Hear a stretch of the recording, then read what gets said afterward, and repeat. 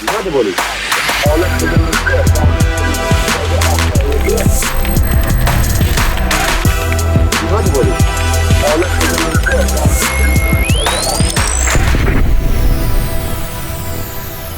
I've been thinking about it. Are we entering pedo Epstein exhaustion phase? Like, it's been 2 solid weeks of Epstein, wall-to-wall Epstein coverage. Are we getting tired of it? Does the American people kind of just short attention span, and now we kind of want to move on just because it's been that amount of time, or is just nothing? There's no there. Well, like, which is it? That's a really good question. I mean, I think there certainly is a little bit of that tendency amongst people right now. Anytime in the digital age to want to, move quickly from thing to thing, we have a short attention span generally. But when it comes to this topic, I think personally, because it's so dark and it speaks to the absolute worst tendencies of humans or reptilians, depending on how you're viewing these things. It does just get a little tiresome. Like I found myself sitting on the couch, chatting with my fiance saying like, I don't want to hear about this anymore. It's gross. It's consuming my whole feed and I want to move on to something else. That said, I think you're exactly right that it is a really important thing that the American people care about. And there's a reason it keeps coming back is because it's this lingering, unresolved bruise on the psyche of America that this is being allowed to go on. And I don't think it doesn't comport with us morally. So we're like, we have to figure this out. People have to be held accountable if there's a there. And I don't think we've been given the evidence that we need to know definitively there isn't. In fact, it's going the other direction. I would say it's getting more and more real. So that's kind of my take on it. Mike Benz was on a podcast and he said, I can smell there's dirty underwear in the room and I think you're wearing it. And I'm not going to believe you when you tell me you're not until you show me you're on. You know what I mean? Does that make sense? Like, well it's said. that bad and that lingering. Yeah. And I think that's right. And ultimately, and what I did in the solo podcast earlier this week, it should release when we're talking here as recording, is I said, like, ultimately the Epstein files is like, it's a test of, can we regain trust in our government? Right. Yeah. And in order to regain that trust, part of it is we need to start understanding the actual status of how power works in our government at the highest levels, at the most international levels, at the levels of spy and espionage and, private equity finance and all these other things. Yeah. So that's where I don't want to give it up quite yet. Even though there are other interesting things happening, I want to do a podcast on AI and stuff like that. But we got this, and like there's new stories coming out, so we got to hit it. There are, and I think to your point about regaining trust in our government, that is a very long uphill road. It feels a little bit like Sisyphus and the boulder at this point, that it just may never happen. And maybe that's just me being cynical, and I am well aware that I am a little bit cynical. Jaded libertarian over here, absolutely going to own that. But how do you guys feel about it at home? And I realize we've done kind of a long preamble here, but welcome to the show. Thanks for joining us. How do you feel about the Epstein files? Are you guys as tired of it as we are? Are you just hungry for more? Let us know in the comments, and leave us a thumbs up, like, subscribe, all those fun things while we're at it. So and if you are tired of it, doesn't matter. You're going to watch the whole episode anyways, because that's what we're talking about, David. No. If you are tired of it, then just put this episode on mute, walk away, and just let it play. All right, just let it play, because we really appreciate those that watch time, those views. All right. In fact, give it a thumbs up too before you walk. That's right. Thumbs up first, mute, walk away. Okay. For everybody else, here we go. Let's go. Okay, so the first one, and this just dropped, really interesting news story. The coverage is from an outlet called ITV News. Seems very reputable. Well, I mean, yes, I have my gripes. Like, immediately I found it on Al Jazeera. I was like, that's interesting. And they mentioned ITV was the first one to break it. So I went to them, and neither of these articles had any links. And I'm like, what is this? It's 2026. These are public documents. How do you not have the EFTA 00698, whatever? How do you not have that? And it's the worst impulse of modern journalism, to like, trust me, bro, it through this in this moment. Yeah. But I went back and I found the links, so I confirmed everything. David. Attaboy. Yeah. It didn't take me that long, but it was frustrating. Wasn't true journalist over here. Not a journalist. Not even the closest. Big J journalist. Basically, what's in it is a real estate owner went to a guy named Stern, who then went to Jeffrey Epstein and said, hey, do you want to buy some property? And the property is the Pentagon Center. Seems important. Well, Where is the Pentagon Center? it is 1 mile away from the Pentagon. Okay. And the DoD. All right. So it is ideally placed as a secure facility for the Department of Defense and like basically your extra people, like not the people who work in the Pentagon, but still work for the Pentagon, Right. would be in this building. This is your supplementary building. It's like an annex. Yes. Okay. Yeah. And so Jeffrey Epstein was offered to purchase this building? Yeah. Yeah. And what we have in this is like this file, which is kind of like your sales pitch, kind of listing it, kind of shows it. Pentagon Center, located in Arlington, Virginia. Pentagon Center has been solely Department of Defense since 1993. Damn, look at that cash on cash return there, guys. We should get in on this. Well, I mean, imagine being the governor's landlord or the government's landlord. That's got to be a pretty sweet deal. Well, it is a sweet deal. A lot of Congress members actually own buildings that they then lease back to the government. I've heard this. Yes. I've heard this. So Jeffrey Epstein got offered one of those deals. As if he's a member of Congress. And so we also have is this, and it went further than this. I mean, we don't really have a lot of the exchange. We have this pitch, and then at some point they gave him the actual like the investment term of deal. Like this is what it would look like, and this is in April 2016. And it lists out. Sorry, my Adobe is being very slow, but it lists out a term for $120 million. And it's just basically how to split up the acquisition of it for the two buildings, leasing it to the Department of Defense, and it's this mission critical asset with the GSA. Okay, so this deal was going to happen. Like this is sort of a boilerplate contract. Like here's what a deal would look like. They were getting into that negotiation phase. Well, I mean, it shows some progress towards it. We don't actually have a signed deal. We don't have anything else that lists this as an asset of Jeffrey Epstein. So maybe it got here and then he was like, I'm not liquid enough right now, or something like that didn't happen. So what do you see as the significance of this potential deal? Well, at least it's interesting to me to kind of look at the kind of access to opportunity that he got. He got this email out of nowhere. He's a guy with money, and this guy connected to one guy. And this guy, Stearns, is actually was Jeffrey Epstein's soldier, was how it was described in the files. Oh. In some other places. And he was very close to former Prince Andrew. Former prince. No longer. You gotta keep that in prince. mind. I just want to say, I don't know. We'll be getting more into the former prince just a little bit later. I refuse to use the other titles just because I don't know what they mean, and I just feel like an asshole trying to say like something of Windsor. The former Duke of York, I think. Duke of York, or I think but he still has titles now. Right? Something of Windsor, right? No. He was stripped of all of his. Got it. All right. Well, never mind. Yeah. Anyways, that guy, he was close with that. So what it means is. At least what it means is it's an interesting insight into where he was making money, partly in potentially in real estate. We don't know what other deals he was offered by this whole thing.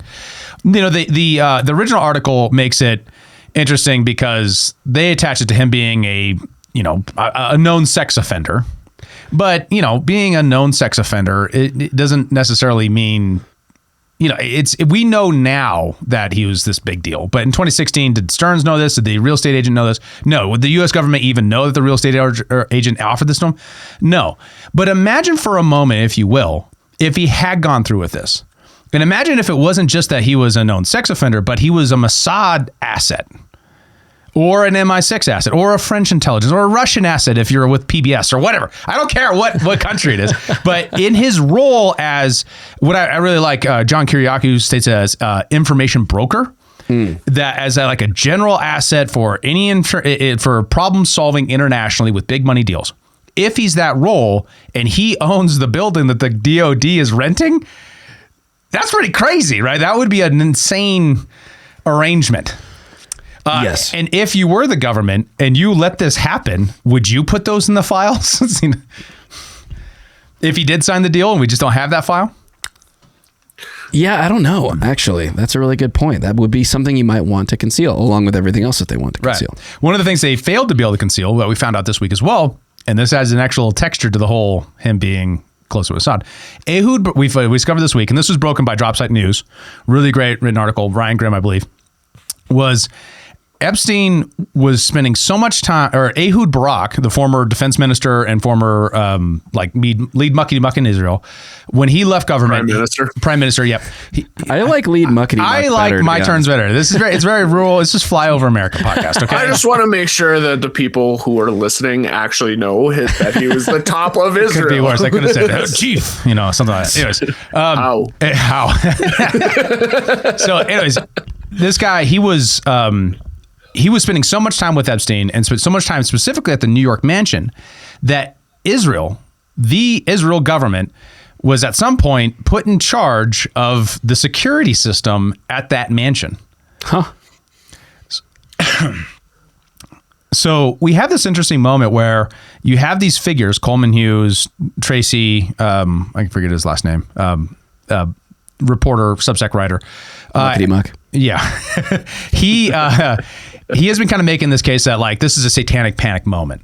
And that there really isn't any evidence of, in any of the release files or anything like that, of actual blackmail. And therefore, there's no there.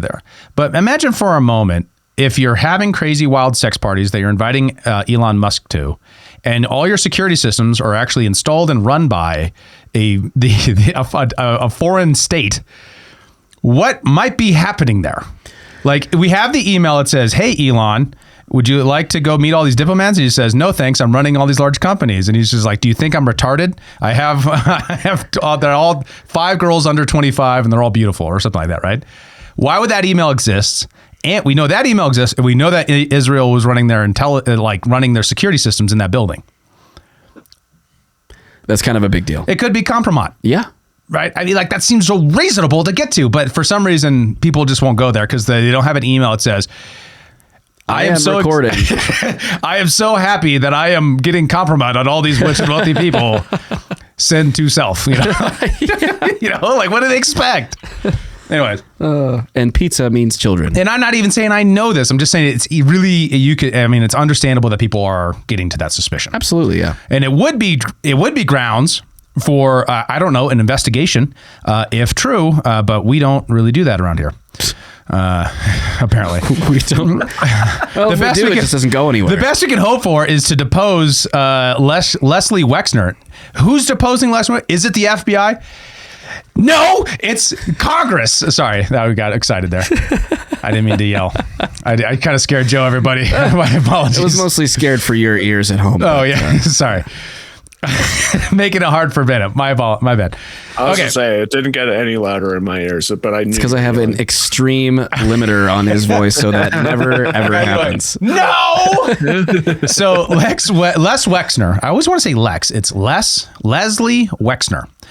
He's this really rich guy. He's worth $9 to $11 billion. His brands that he started or launched by him, or as concepts under his original company. His original company is called The Limited. And then he came out with Express. And then Bath and Body Works, Limited 2, which is his girls' tweens version. Structure, which is his menswear. And then later merged into Express. Pink, which was launched off Victoria's Secret brand, which he acquired. So he bought Victoria's Secret. That's where he got into like the whole modeling thing, and that's where Epstein kind of comes in as a Victoria's Secret angle, is what we suspect. Yeah. Lane Bryant, I don't know what that is. Henry Brendel. These are all brands that he acquired. Yeah. Companies. Think about like the mall brands that you would see. Oh, okay. Yeah. Lerner New York, Abercrombie & Fitch. Everyone knows that one. And La Senza. Yeah. That was in 2006. So Are you wearing La Senza right now, actually? I don't know. Looks like it. What is this? I bought this from a fly shop. This is Montana Angler. It's a good fly shop. Oh, okay. Yeah. I'm just joking. Oh, okay. Because you're such a high fashion kind of guy. Yeah, that's me, right? I don't actually know if La Senza is high fashion, but it sounds like it should be. I buy t-shirts, and that's about it. Yeah. Hey, well, there's high fashion t-shirts too. Yeah, you can spend a couple $100 on a t-shirt. Yeah, it's not going to happen. Okay, back to the topic. All right. So the other thing that Leslie Wexner is known for is that he sold his New York home to Epstein. That's kind of weird because Epstein was originally like living there almost full time. And then at one point late in the 90s, he sells it to Epstein for 20 millis. But it include like a down payment and like a payment plan, which is interesting because from what we will find out, later on, given this interview, that he was already working with the Rothschilds before he met Leslie Wexner, which realigns a lot of interesting things in our timeline of how we understand. And the core question is constantly this: where did this guy who dropped out of, didn't graduate college, went to, was a failed math teacher at a private school, and then winds up at Bear Stearns, leaves Bear Stearns under the cloud of an FCC violation, and then becomes a wealthy millionaire playboy, right? How did that happen? We just don't understand that. And the piercing into that is what the real juice is for this whole thing. It's just an all-American rags to riches story, I think. There's nothing suspicious about it. I have a quick question that I just want to clarify. Yeah. When he sold the mansion, wasn't it because he gave Epstein power of attorney? Yeah, that's related. And keep in mind, too, this whole thing, there's the original suspicions of what we understood at the moment with like Whitney Wedd's book and things like that, which are a lot of like connecting dots, but these dots aren't fully connected or always confirmed completely. It has a range of certainty in different things. And then there's what we know. And then there's like the memification of it being repeated 1,000 times. So like in my brain, I had first thought, didn't he give him the mansion? But then I had to go look it up. When you said it sold, that's why I was like, wait, I thought he kind of just like gave it to him. Yeah. So, okay. Yeah. I just wanted to clarify that. Yeah. And that's one of the things that like it can get lost in the memification to like the new information we have to like what we originally knew. And then it's also weird because it is a weird thing because if a guy's living in your house and you're not living there for quite a while, for like a couple years, and then you sell it to him, it can that kind of turn into he gave it to him, and retelling a few times. Yeah. But anyways, this is confirmed information that, and this is done by reporting of people looking through financial documentation that suggests that it was sold for that amount of money. So, yeah. Got it. All right. And okay. So now what we know now, so Les Wexner has long been in the files for lots of reasons, like the things that we talked about, the mansion and like power of attorney. That's also a weird one. We don't really understand that well. There's some interesting stuff with the FBI interrogation of Epstein where they talk about Leslie Wexner. It gets really weird. But then, the new tranche comes out of 3 million files, and Leslie Wexner is not in this strange document. There's this document, and I talked about it in the last podcast that just came out, so I'll just do it real quickly. And this is an interesting one. This is an FBI internal document, where from the Criminal Investigation Division in August of 2019. So this is when they are prosecuting their case against Epstein, and this is all the people that he was supposedly co-conspirators with. And there's these people who are blanked out. It is weird that they include her picture, but oh no, here we go. Right there. Yeah.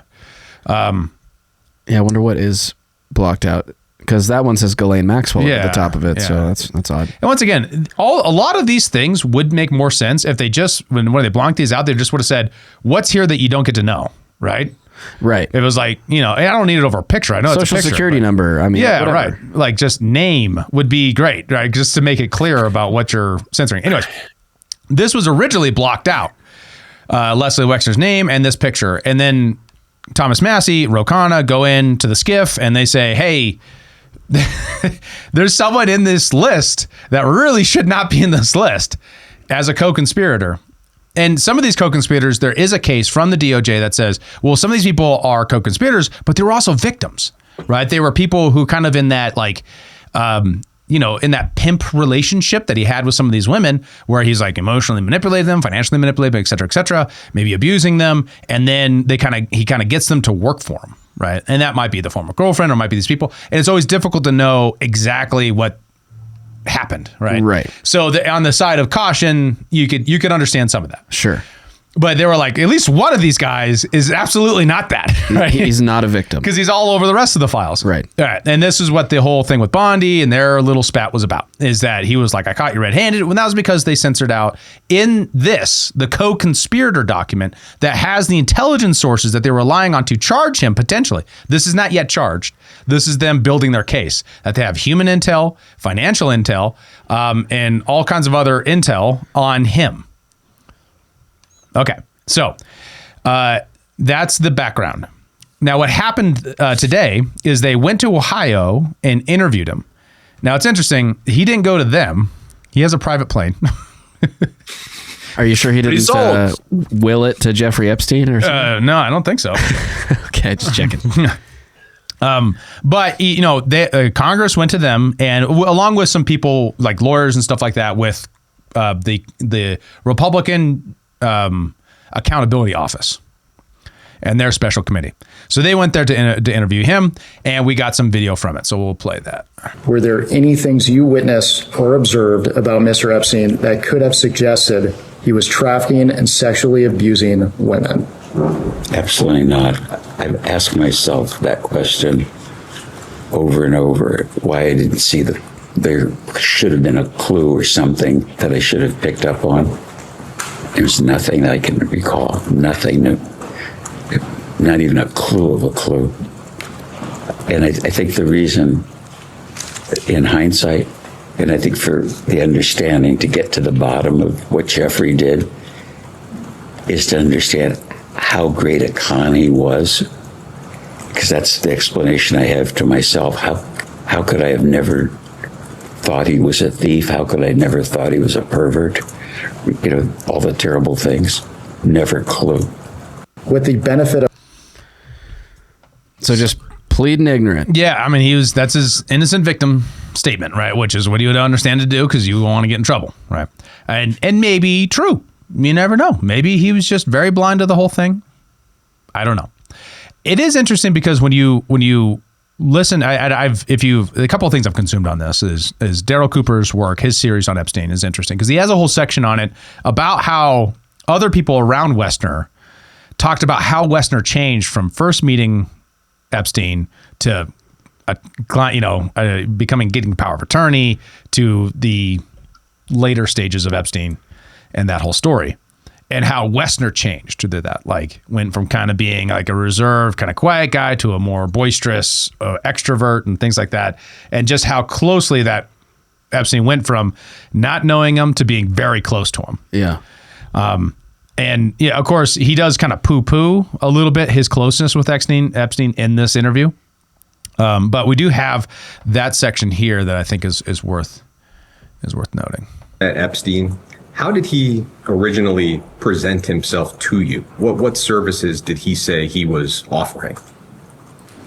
Well, when I first met him, it was just alone.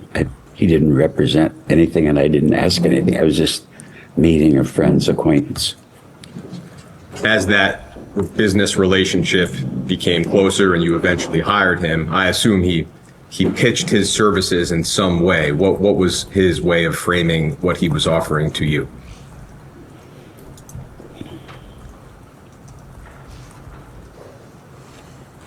I think it was his experience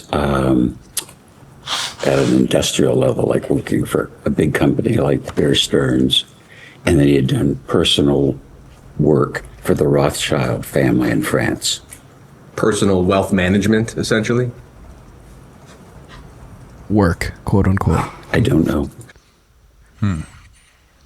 So interesting. And the Rothschild name there is really interesting because this place is, what we're talking about here is the 80s, right? So the timeline, rough timeline, I haven't pulled together an official timeline, maybe I will sometime, is something like leaves Dalton School, goes to Bear Stearns, early 80s, and then yada, yada, yada, weird CIA stuff with the airline and potentially Iran-Contra and stuff we don't really understand yet, but there's really interesting connections there. If you look at Nancy Mace's stuff, request to the CIA, there's a case. Mike Benz has a really great case he made on the Joe Rogan podcast too about Iran-Contra and his potential involvement. And then it's Rothschilds and then Wexner. Interesting. Yeah, going into the late 80s. And is this timeline substantiated by anything other than this new interview, or is this all writing on Les Wexner's word? That's a good point. It's, of course, you could understand, especially an older guy. I mean, he's quite old now. An older guy who is like kind of confusing, maybe things he knew later and around Epstein and things that Epstein claimed later versus before, but it's some evidence to suggest that that's true. And then what you would want to do if you were actually building a real investigation is confirm that with Rothschilds, right? You would be like, when did you start your relation with Jeffrey Epstein? Well, the emails we have are all from the mid 2000s right? With a weird gap from 99 to 2000. Yeah, that is odd, isn't it? Yeah, the ones they haven't released any from just before or just after 9/11. Yeah.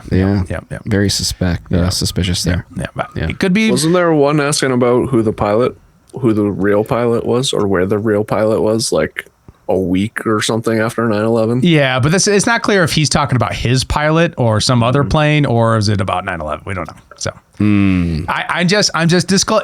Just No, I know. Little disclosure there. I know. Yeah, no, not too much dubious speculation to her. I would be playing the "Don't Be Suspicious" soundbite right now. You should just sing it. Sing it for us, Bennett. Don't be suspicious. Don't be suspicious. Yeah, boy. So, okay, and then there's a little bit more on the Rothschild's connection is actually impacting them just a second later here, and I do want to get into that because there's also some other connections that he says that Epstein told him he had early in their relationship. I think it was his experience at an industrial level, like working for a big company like Bear Stearns, and then he had done personal work for the Rothschild family in France. Personal wealth management, essentially? I don't know. We've seen some reports that he would present himself as a bounty hunter, that he would find people's missing money.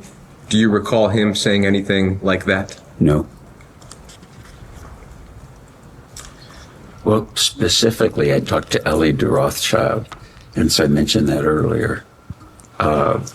So he represented their whole family, so there had been a whole bunch of people. I mean, most of them I never would have met, but I knew Ellie. I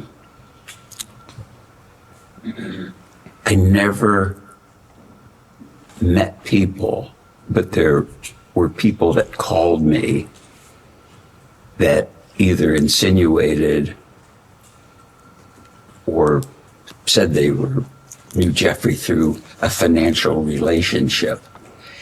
And so, I mean, they could have been actors, but in the time, a guy calls me up. I'll give you an example.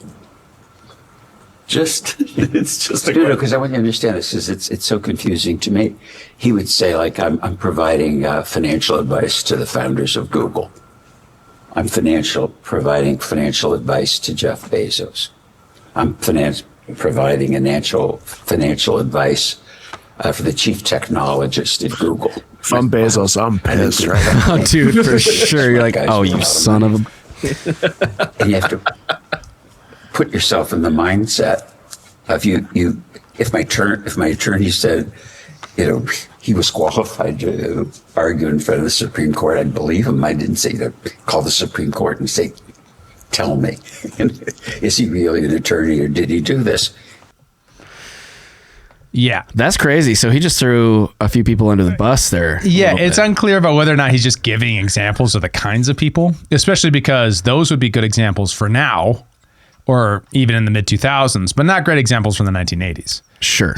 Yeah. Right, because I mean, there aren't Sergey Brin and Larry Page in the files, or have suspected to have been to the island, flown on the plane, all that stuff. I've heard accusations about that, but I haven't investigated those specifically. Yeah, but that would have been much later in the timeline.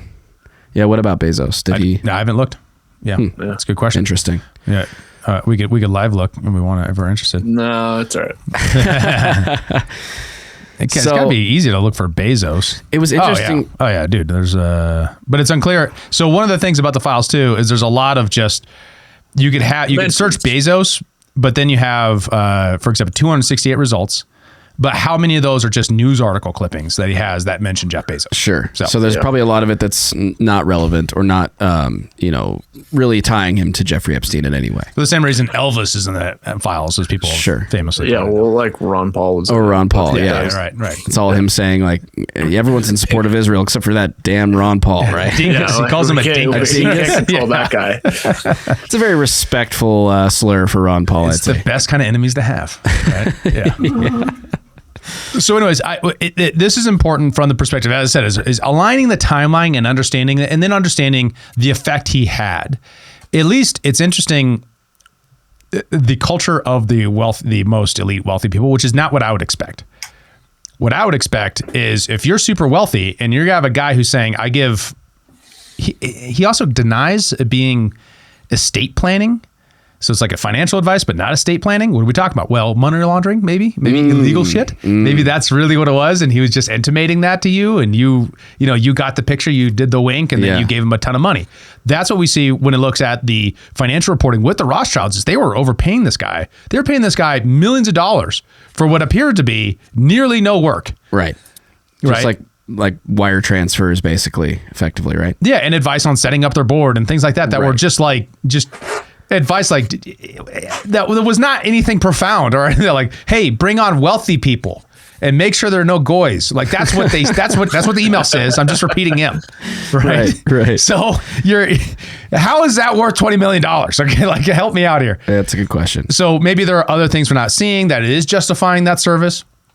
Or this is just an intelligence op and money sluicing through the system so that he can spend it on something else on the other side of a dark money system, right? Yeah. Where we're trying to take legit tax dollars from banks like the Rothschild banking, I don't know what the word is, international syndicate. Sure. Is that fair? Yeah. And then moving it through Jeffrey Epstein so he can spend it to buy guns for the Sandinistas, to send bombs to Iran so we can do the Iran-Contra deal. I don't know. Yeah. But that's the sort of spy example that we might use, right? In order to finance operations if he was an agent of MI6 or Mossad or whatever. Yeah. Yeah.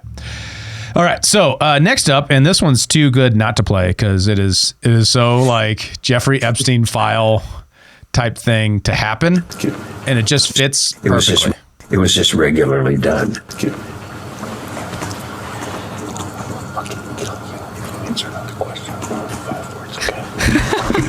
Okay, so if you couldn't hear that, he says, "I will effing kill you if you answer another question with more than 5 words." Okay,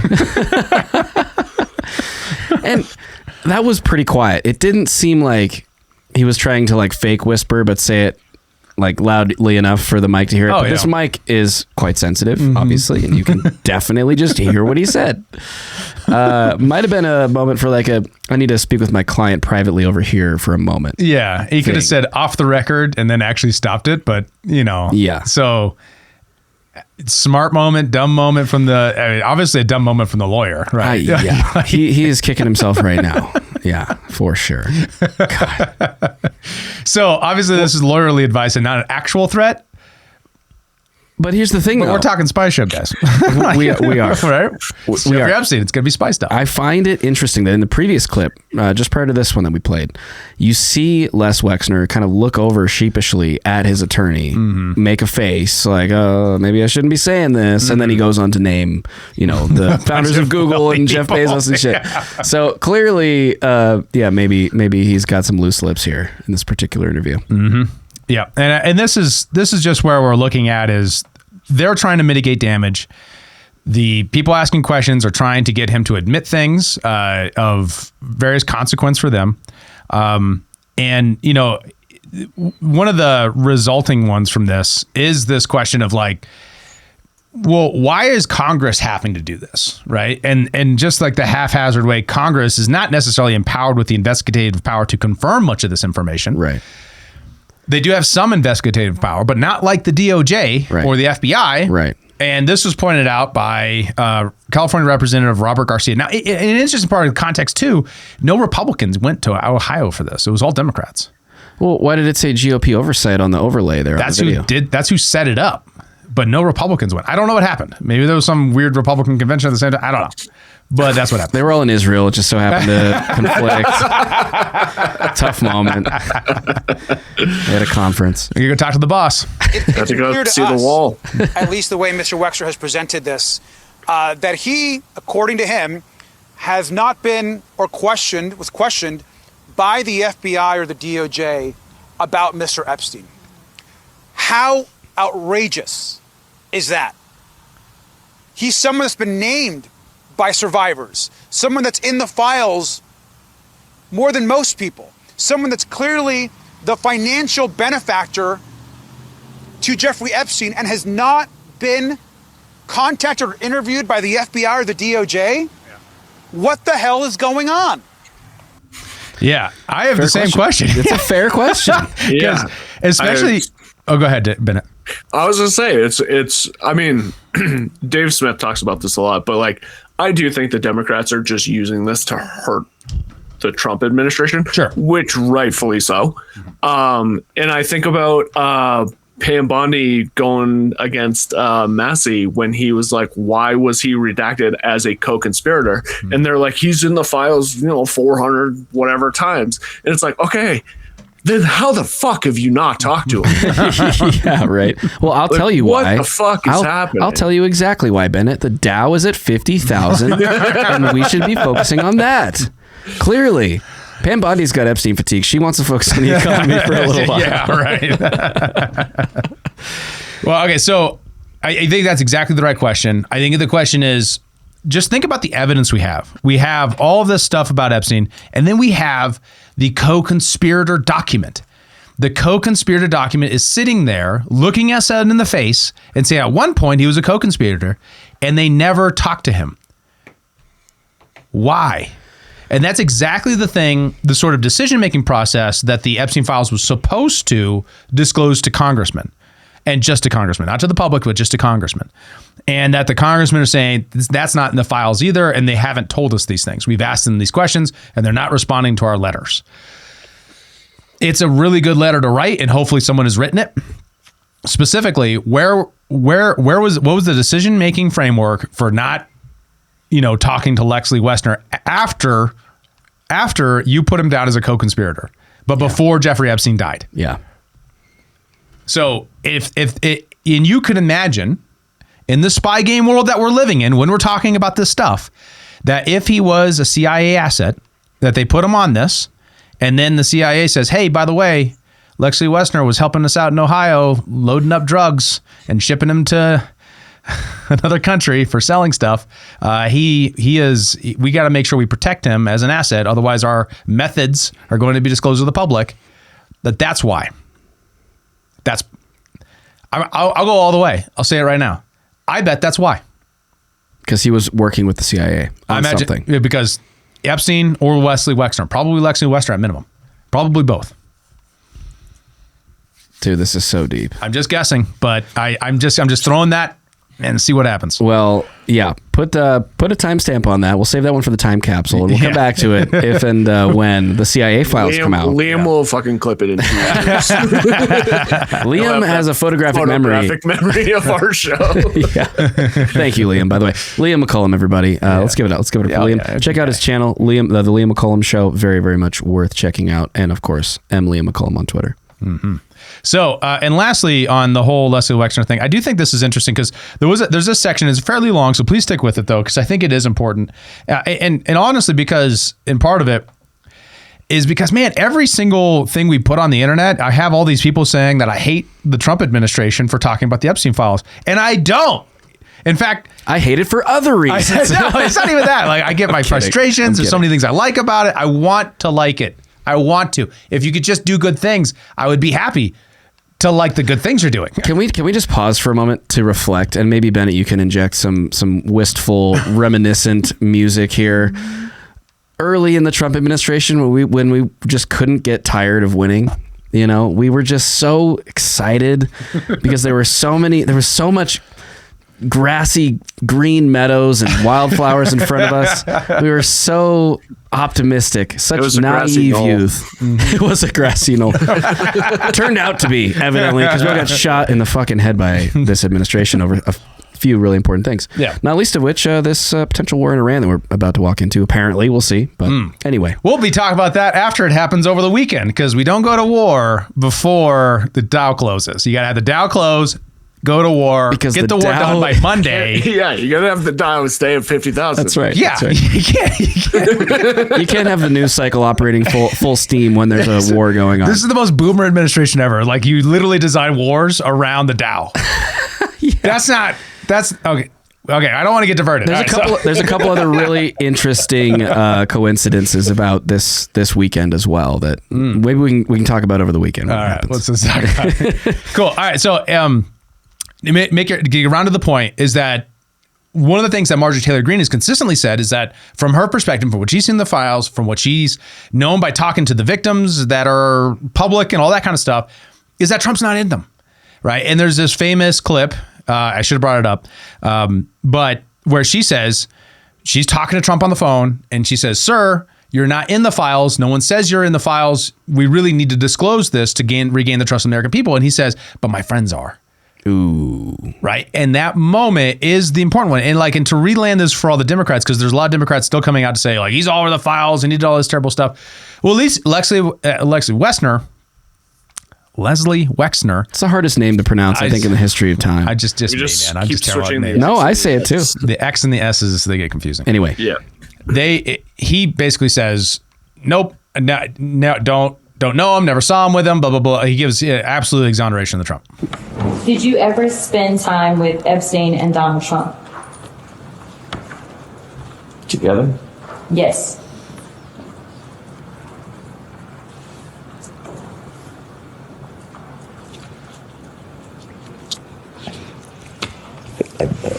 I would answer this question accurately. I would go to some of the Victoria's Secret fashion shows because it's very important to the brand. At some of the fashion shows, Jeffrey was there and some Trump was there. And I remember because Trump would always introduce himself to me. And I always thought it was kind of odd that he was at the fashion show because he had nothing to do with fashion. So the coincidence of them being together at an event, it could have been that, but I have no specific recollection. I never had a social or like a drink or a cup of coffee, something that would put them together. Okay, so just to clarify, because I want to make sure we're clear on the record, you're saying that you can recall instances potentially where Epstein and Trump were together and you were in their presence, or just a random scenario where Epstein may be there and Trump may be there separately, and then you would... It would be at random. That would be accurate if it happened, but I have no specific recollection. Okay.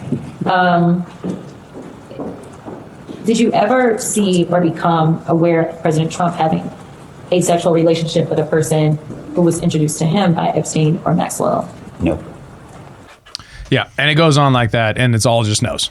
So that could be covering him. Donald Trump is the most powerful man in the world right now. So, like, you know. Well, and his lawyer already just starting to kill him. True. Short answers, buddy. Short answers. Yeah. Yeah. Well, and yeah, I mean, shoot, let's say that, Leslie Wexner is more implicated in this. If he throws Trump under the bus, the chances of any sort of pardon or presidential help on that front go right out the window. But if he covers for him, yeah, then maybe that's still on the table. Of course, that's not enough to substantiate that he's lying about Trump being in the presence of Jeffrey Epstein with him, right? Right. And Democrats are obviously going to focus on that side. And the other side, people are going to say, like, hey, all we have to go is on what he said. Right. And what he said he wasn't. Additionally, we don't have so far any criminal activity from Leslie Wexner in the files that I'm aware of, right? Where it's like, there's not like insider trading kind of accusations that we've seen in like the UK, or there isn't, granted, if you were doing an investigation, those wouldn't be in the files, because that's one of the things that the files actually, they can't release things that are an active investigation. So therefore evidence of that wouldn't be in there, but Leslie Wexner is all over it. And we still have really important questions to ask about why they decided not to investigate. Right. Second to that, and one of the things I didn't mention earlier that I think is important is, Wexner's narrative is that Epstein claimed that he was doing his like personal finance management, but there's no finance management in the files. Meaning, like, if he was going around saying, I'm the super guru of finance, but there's no actual financial advice anywhere in the files that he sends to anybody. And this is according to the people who've done the most amount of work on the files. I'm talking like Breaking Points, Sagar, and Jetty, and Dropsite News, and all these people. They're saying there is none. In fact, the only one that they've said is where Jeffrey Epstein found an article about some advice about taxes, and he sends it to his tax lawyer. So there isn't any clear evidence that was the actual service that he was providing to these people. So what was the service? Like, what was the value add to have him in your life? Well, it could have been just having him be your personal pimp, which appears is what it was for some people. It could have had him as like financier of certain projects. That's what it was for a lot of these scientist people. And then you have like this category of wealthy person like Lex Wexner, where it's estate management, but it's also like, and he's getting all this access to it. And what Wexner says is that, returning to that thread, is that Jeffrey Epstein lied and then stole money from him. right? And that was all just a con. Right. So if that's true, like a forensic investigation of the actual finances by the FBI could acquit him. And that's what we'd want to see, is where they said this agent investigated for, 348 hours or whatever and found no illegal activity. In fact, it found out that Alexei Wexner was being stolen from. That would exonerate him. And then it's just a question of like, well, do we go after this very old man for prostitution? Because that's probably what the rest of it was. Right. Right. Right. Yeah. If there's any evidence of that specifically. Yeah.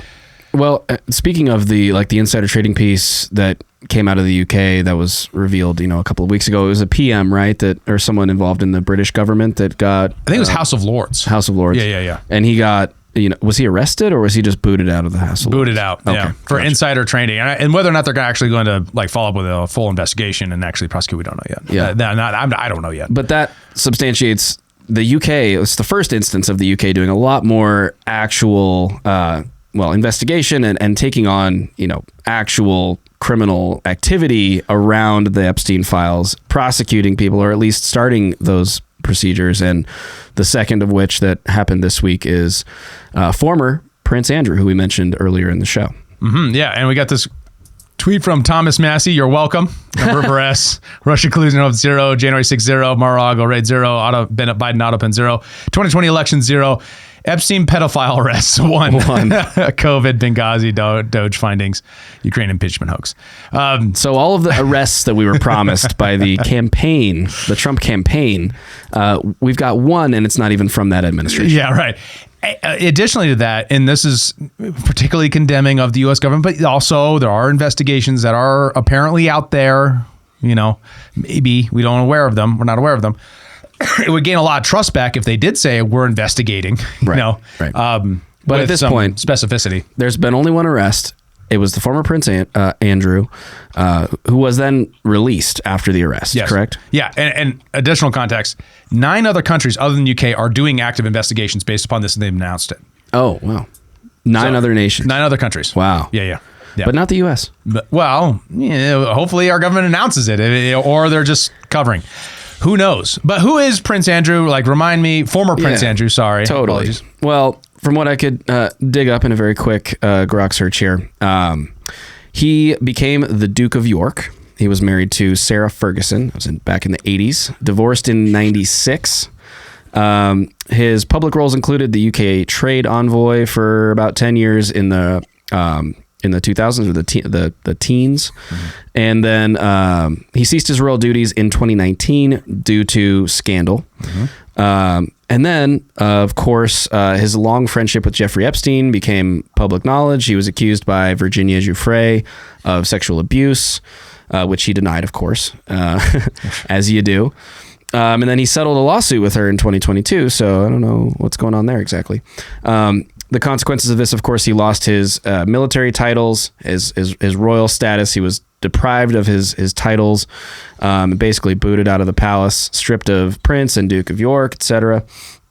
I need my glasses here because my eyes are getting tired. It's getting late. Woof. Oh, there we go. That's better. And he was stripped of those titles by King Charles II. Who's his older brother? Who is his brother, right? Oof. So that has to stink. Royalty's tough. A lot of family drama over there.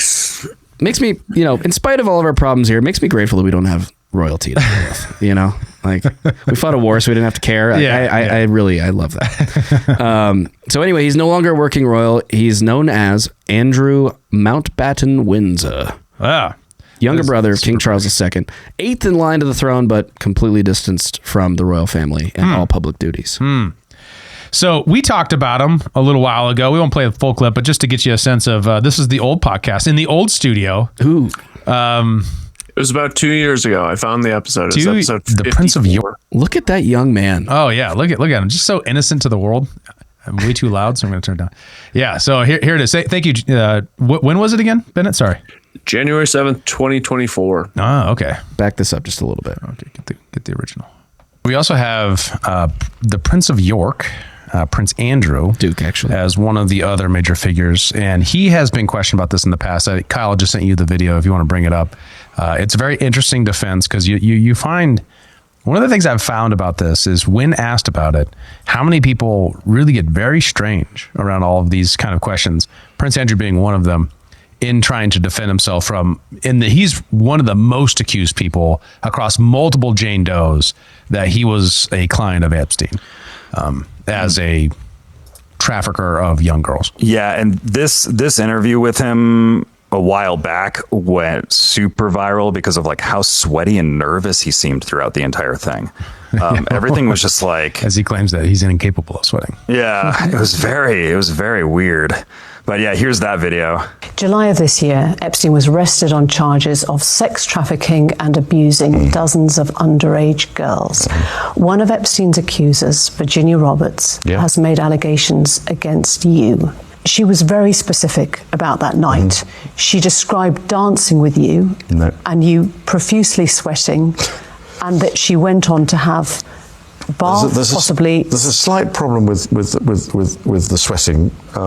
Because I have a peculiar medical condition, which is that I don't sweat, or I didn't sweat at the time, and that was yes, I didn't sweat at the time because I had suffered what I would describe as an overdose of adrenaline in the Falklands War when I was shot at.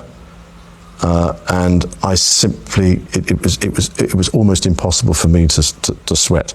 On that particular day that we now understand is the date, which is the 10th of March, I was at home. I was with the children. I'd taken Beatrice to a Pizza Express in Woking. Why would you remember? Pizza? Really? You said all the alibis, you pick pizza? You said the same thing back at 2 years ago. Like with this intro, like pizza? Really? Come on, man. Come on.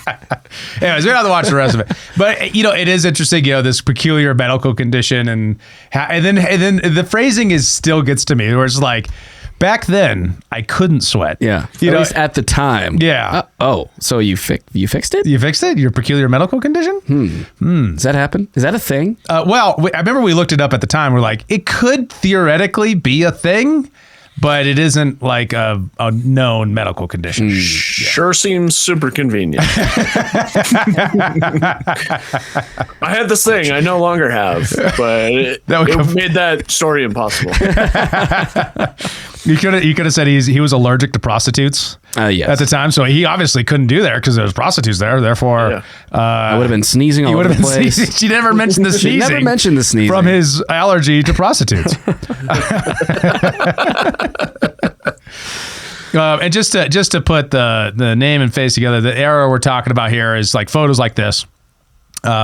We have some additional photos from the new Epstein files that show him like laying over this woman on the ground very strangely. There's quite a bit of additional evidence. So that's what happened back then, and it has continued to pursue the crown all the way through this time, right? As much as America's interest in the Epstein files, the fact that it's related to the royal family has kept it alive in Britain too, for some amount of the population. And if that's not true, if you're from the UK, drop in the comments. Let me know how are people in the UK understanding this? We do see a lot of. There was actually an article I read today about British people talking about how American people are talking about them. So meta. Yeah, right.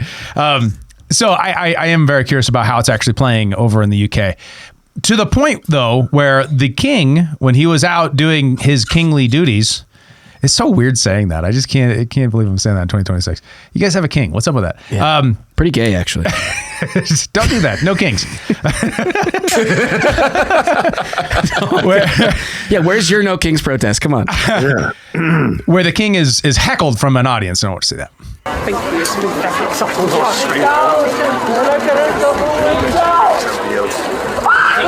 long have you known about Andrew and Epstein? Have you asked the police to cover up for Andrew? Have you asked the police to cover up for Andrew?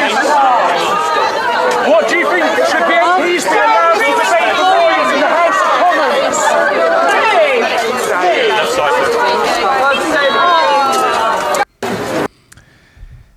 Well, yeah, didn't take too kindly to that. Pretty swiftly ushered away from that gentleman. I'm sure he'll be arrested for speech.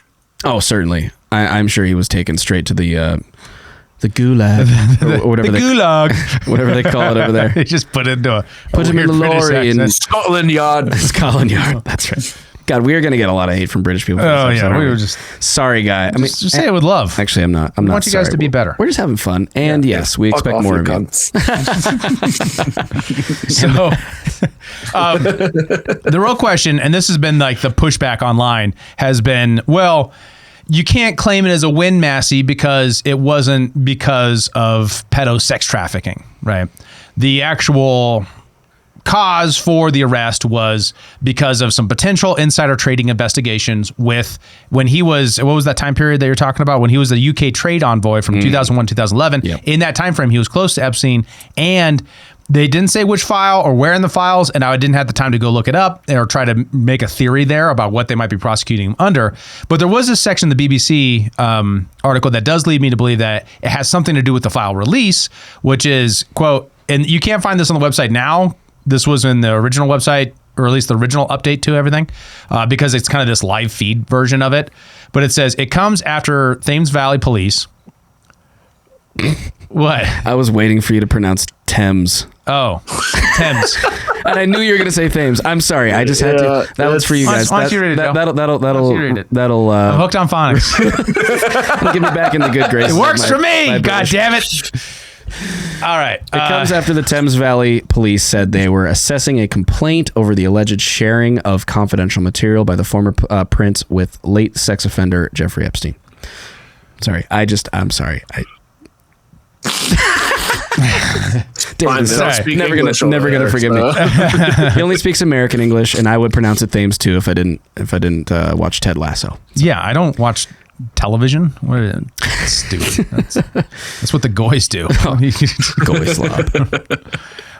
Yeah. So the end of this here is that there is the controversy of going back and forth about whether or not he is guilty, and I can understand where a lot of people in Britain, and specifically this woman who knows Prince Andrew specifically, has been, making the rounds on Piers Morgan and other places defending former Prince Andrew, his ex-girlfriend. And making the case that, like the evidence is falsified, blah, blah, blah, blah, blah. It's a pretty weak case, but I do think it's interesting, like what she said here specifically about what the potential, like alternative theory could be about why this could be happening to him as a foreign intelligence op. I want this guy to stay alive. But what is the motive in this case? What is the motive of the person who, in your view, falsified this photograph? And specifically in this case, this is falsifying the photograph with Andrew and the woman on the ground in the new Epstein file release. Oh, well, they were taking down the royal family, weren't they? Well, who were? Maybe Israel. Who knows? Israel? Goodness me, come on. What do you mean, who knows? We don't need any more than that. It just goes on with their incredulity and her backing up at that point. All I'm saying is this kind of moment is all tainted by the spy game reality that was Jeffrey Epstein and our inability to navigate the underlying question of spy games and how to contend with the black hat in the room. Yeah. And at this point, like anything, all the doors are open, which leads to some of the craziest things, like, and easy conclusions that begin to like take on a meme truth that isn't necessarily true, right? Like jerky could be human beings or it could be cocaine. We don't know what it's code for. Do you refrigerate cocaine? No, but you don't refrigerate jerky either, or like, regular jerky either. So what are we talking about? Could be a lot of things. I don't know. We don't know yet, but the flagging of this is suspicious should lead an a body that investigates things like the FBI to do their job and investigate. That'd be the question. Quite true. All right. And lastly, I know words. I have the best words. Yeah, right. Yeah. Live soundboard. Who needs it? All right. So finishing us off here. We are not done. We should not be done. As much as we framed it up in the beginning, it's like, are we getting to peak Epstein exhaustion? I get it. But guys, government and to the people, we can only get to the place where we have any amount of confidence in our institutions if we have transparency. And that can only happen with a public release. I can't, someone make an argument why it can be anything else. the estimates of the remaining files that the DOJ, it's the deputy DOJ guys, I believe the most recent person to quote this, but I think Pam Bondi also said, is that they're not going to do any more files. They're all done with it. It's everything's out. Is that there's somewhere around 3 million more to 4 million more files. Wow. Representing, at least in terms of what is a file, what's the email. We also have all those remaining emails that we talked about a couple episodes ago. Mm-hmm. That we don't have access to. We just have the JE vacation ones. He had a bunch of other emails. We know that from that email. So at least an explanation to say, oh, we looked at those emails and they're just dummy accounts or something like that, would increase public trust. But it seems like they don't care about public trust that much. Right. That was kind of my thought. It's like, do they want us to trust the government, or do they care that we trust the government or not? Well, if they want our vote, they better. Right. Yeah. And I think that's where we're at. If you look at the current support numbers, they're not looking good, especially amongst the youngest, most online demographics. Yeah. If the Republican Party wants to have any chance in 26, they got to lean in to the transparency, take the hits, and then move on. Yeah. And that can only happen, I think, by full disclosure. Or we go to war with Iran and everybody stops talking about it. I don't think so. Like, think about it. Or we talk about aliens and everyone forgets about the war and the Epstein files. Once again, I don't think so. Well, at least because look at last year. Last year we went to war with Iran. We came right back to Epstein files afterwards. Well, it's only 12 days. Fact. Yeah. And this one's not going to be 12 days, I don't think. Maybe. Yeah, maybe. Or maybe we don't go to war at all. We don't know what's going to happen. But we're still in a position where it's like, if what you want is to put this to bed, the only way out is through. The obstacle is the way here, administration. Ooh. If you want to get through this, you got to go all in on transparency. Yeah. And somebody send the Trump administration some Stoics to read. some Ryan Holiday. Yeah. There you go. And another estimate holds at the total amount of terabytes at 14.6 terabytes for the total amount of Epstein files, and they've only released 300 gigabytes. So, and another unit of metrics about how much they've released, they've only released 2%. Fuck 2%. Yeah.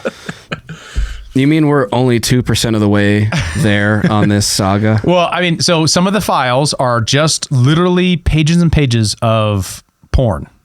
Like how to say this? Industry porn? Like not homemade stuff of Epstein. Commercial porn. There produced. We go. Yes. Okay. Commercial pornography. All right, so well, a lot of it could be that. This guy could just been a total porn hound and had terabytes of that. Right. But what I want is, how boomer of him to download it. You know, dude, the amount of files that I personally found that were him just being a total gooner, like sending messages to himself about specific porn videos that he liked was so wild. What? Like to himself. Yeah. That's a whole like different meta level of masturbation. Yeah. Right. And you're like, what? Who needs bookmarks? Who needs like an account? You know, God. I mean, I don't know who people make accounts, but I know it's possible. And then like saving it to like a playlist. Why? What, did he not know? He set up Woody Allen's iPhone. That's one of the files. Right? He must have been somewhat tech savvy. Yeah, right. And so like, I don't know. Anyways, we got to a weird place right here. But my point being is that we have so much further to go. Additionally to that's just the DOJ. We also have the CIA. And I want to once again, Nancy Mace has rolled out a request, a legislation, a resolution to ask the CIA to pull together a commission to audit the Jeffrey Epstein files, unredact everything except for the same things that we've already unredact for existing investigations or victims and things like that, and release. That will require another discharge petition. If your congressman isn't saying, I can't wait to get onto that discharge petition because I understand that the only way out is through to transparency, you need to call them. And this is the moment to do so when it's still, the issue is still being framed. Yeah. Yep. There it is, your call to action. And there are plenty of ways to get a hold of your congresspeople, your senators and reps. You can call them. I mean, their numbers are all online. You can call them in your state office. You can call them in DC. You could email them and do them all. Mm-hmm. Why not? Because they've got staffers there that take those messages, right? And yes. They do deliver at least some record of the fact that you reached out, right? Oh, yeah.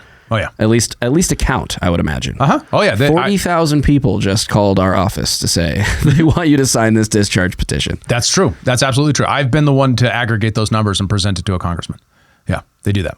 So do that. It matters. Yeah. Every drop matters. You might think I'm just one guy in a big. No, it doesn't matter. Go do it, because it's when we act together. Because at the end of the day, we can't get lost in the black pill of the moment. The black pill of the moment is something like, there's so much corruption, it's all looking terrible, and we're just discovering how power really works and all this awfulness. And I know that's scary, guys. But also keep in mind what happened here is that the president and the Speaker of the House agreed we're not going to release any more files. We looked at the files and there's nothing there. Right? Right. And then it was a hoax. It didn't exist at all. Yeah, exactly. And Congressman Massey, some women Republicans, Marjorie Taylor Greene, Nancy Mace, and Lauren Boebert, got together with Ro Khanna and the Democrats, and they said, nope, we want to get back some amount of credibility with the American people. And the way we're going to do that is by doing this discharge petition to force the Speaker to allow this to the floor. And when they did so, it passed 300 and whatever to 1 and 99 to 0 in the Senate. And then the president signed it. He signed it in the middle of the night. He was forced to sign it. But sometimes that's the most patriotic thing you could do. And so those congressmen, they need to know that the public actually wants this. Because in DC, this is just some weird kooky thing. Amongst the rest of us in the flyover states, in the regular places, we see this as, no, actually, I feel like you guys are really corrupt. And the only way I'm going to be able to feel confident that you're not all corrupt is if I actually allow the general public to look inside this black box and to discover who the real bad guys are. So absolutely. Call your congressman. Call your congressman and be respectful. On that note, thank you guys so much for watching. We appreciate you for being here. David, thanks for doing the work that you do, the great work that you always do. It's a lot of fun, guys. Bennett, thank you for tuning in all the way from your new home in Valhalla, I hear. Witsec looks good on you, so keep enjoying your time. And thank you. Guys, make sure to like, comment, and subscribe. Join our Discord if you want to join the conversation. It's in the show notes below, in the description of the video. I'm Joe Sheehan. On behalf of all these guys, this is Human Reaction. We'll see you next time. Peace. Thanks for tuning in to Human Reaction. Record scratch. Hold on a minute. We ended the episode, and then I opened up Twitter really quick because I was just like, oh, I want to check out that thing again. And I look at it, and this is the very top. Literally happened when we were recording 20 minutes ago. Go ahead and read your prediction come true in real time, Joe. Based on the tremendous interest shown, I will be directing the Secretary of War and other relevant departments and agencies to begin the process of identifying and releasing government files related to alien and extraterrestrial life. Unidentified aerial phenomena, UAPs, and unidentified flying objects, UFOs, and any and all other information connected to these highly complex but extremely interesting and important matters. God bless America. All right. Okay, so you literally just predicted. The words came out of your mouth, said they're going to do some UAP thing to try to get us off the Epstein files. Look. And there it is, Joe. Are you Nostradamus? Are you a wizard? What did you do? Just look at that first comment and it sums it up perfectly. That is the perfect meme, Indiana Jones. Aliens are